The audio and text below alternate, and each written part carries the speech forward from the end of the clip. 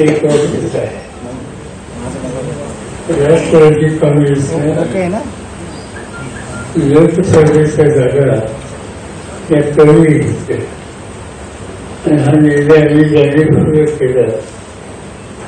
पण राष्ट्रवादी काँग्रेस पक्षाचं अधिक लक्ष उद्या होणाऱ्या विधानसभेला आहे. विधानसभेमध्ये अधिक जागा मिळवण्याचा प्रयत्न करणं आणि अधिक विधिमंडळामध्ये सामाजिक कार्यकर्ते भासवणं हा विचार ही स्ट्रॅटेजी राष्ट्रवादी काँग्रेसची आहे. आम्ही या ठिकाणी फक्त 10 जागा मिळत आहे. पण आत्ताच प्रक्रिया सुरू झाली. अजूनही काही ठिकाणचं फॉर्म भरण्याची. अमृत नोनी गॅस्ट्रिन, अपचन, ऍसिडिटी, गॅस्ट्रबल ह्यापैकी तुम्हाला कुठलाही गॅस्ट्रिक प्रॉब्लेम झाला, उपाय एकच, अमृत नोनी गॅस्ट्रिन. पंचवीसचा हलवून जे महाराष्ट्रात दिसतंय ते महाविकास आघाडीच्या दृष्टीने अंकुर दिसते. आणि माझी खात्री की ज्या जागा आम्ही लढवतोय तिचा आमचा निकाल हा उत्तर दर्जाचे राहणार आहे.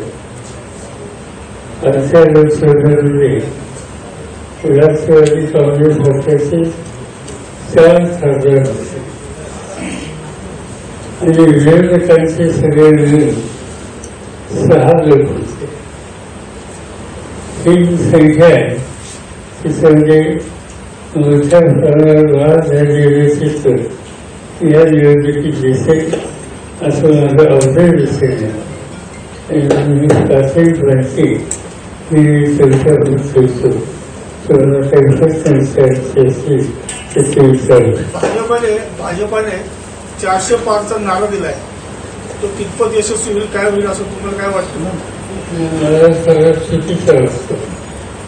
चुकीचं असं वाटतं की एकंदर लोकसभेची जी संख्या आहे 544, 544 सांगितली तर ती अधिक खरी नाही. देशात साधारण पहिल्या टप्प्यामध्ये 60% मतदान झाले. महाराष्ट्रात 55%च्या आसपास आहे. कुठंतरी उन्हाची तीव्रता म्हणा किंवा लोकांची जी मानसिकता आहे ती काही निगेटिव्ह आहे. उन्हाची तीव्रता हे ठरवून आहे.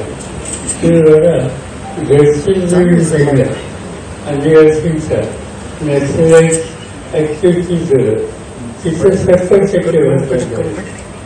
बाकीच्या ठिकाणी कमी झालेली आहे.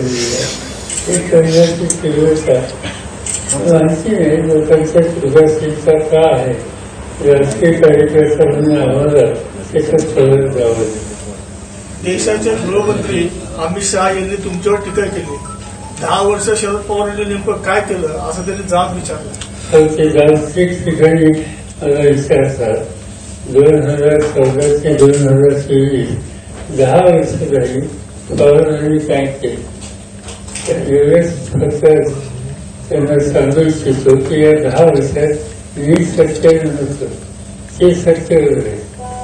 त्यामुळे त्या सत्तेचा सगळा अधिकार त्यांच्या हातामध्ये असल्याच्यानंतर या 10 वर्षात त्यांनी नेमकं काय केलं हे सांगायची जबाबदारी त्यांची आहे. जे सत्य नव्हते त्यांची जबाबदारी नाही. आणि त्याच्या आधी जेव्हा सत्य होतं त्यावेळेला माझ्याकडे जे काम होतं शेतीचं त्या संदर्भात काय केलं गेलं हे सगळं जगाला. तसाच आरोप नगर जिल्ह्यातून झाला होता. विखे पाटील म्हटले होते की शरद पवारांनी जिल्ह्यातल्या नेत्यांमध्ये भांडणं लावली आणि जिल्ह्याचं वाटोळ केलं. असं की महत्वपूर्ण अशा व्यक्तीच्या पाहणी केलं ज्यांचं नाव तुम्ही घेतलं त्याचं भाष्य करायला सुद्धा मला योग्य वाटत नाही. ते तर म्हणतात की नगर जिल्ह्यात आल्यानंतर पवारांना त्यांच्या विरोधात बोलावंच लागतं, तो त्यांचा धर्म आहे असं ते वाक्य वापरतात. काही लोकांची मला माहिती नाही. कारण ज्या लोकांच्या स्वातंत्र्याने शिवसेनेत काँग्रेसमध्ये आता हल्ली सुद्धा भाजप भाजपने सतत या सगळ्या गोष्टीच्या संबंधीचा जिल्ह्यात आल्यानंतर पवारांना विखेंच्या विरोधात बोलावंच लागतं, तो त्यांचा धर्म आहे असं ते वाक्य वापरतात. ते काय बोलतात ते मला माहिती नाही, कारण ज्या लोकांच्यात सातत्य नाही, कधी शिवसेनेत कधी काँग्रेसमध्ये, आता हल्ली कुठं ते भाजपमध्ये सतत या सगळ्या गोष्टीच्या संबंधीचा त्यांचा पराक्रम हा सगळ्या जिल्ह्याला माहिती. राज्यामध्ये महाविकास आघाडीला नेमकं किती जागा मिळतील काय मला असं आहे की तुम्ही एक गोष्ट लक्षात ठेवा, मागच्या निवडणुकीमध्ये काँग्रेसला 1, राष्ट्रवादीला 4 आणि 1 जागा औरंगाबादची घ्यायची MIM, अशा वेळी 6 जागा होत्या. यावेळेला एकंदर जागेच्या पैकी 50%च्या पेक्षा अधिक जागा ह्या महाविकास आघाडीला मिळतील. तुम्ही रात्री सांगितलं बातम्यात की ते एका उद्योजकाला पाठवून लंकेंची उमेदवारी थांबवायची सांगितली होती. दोन उद्योजक म्हणजे नगरचे होते की बाहेरचे असं ते बाहेरचे? होय. कोण होते उद्योजक ते?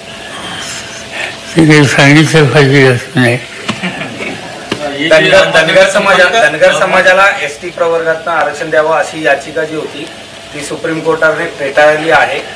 कसं बघता याकडे? धनगर आणि धनगर हे वेगवेगळे आहेत. असं आहे की या संबंधी आम्ही सतत भूमिका घेत होतो की धनगर समाज यांना कुठल्याही परिस्थितीमध्ये सवलती मिळायचा अधिकार आहे.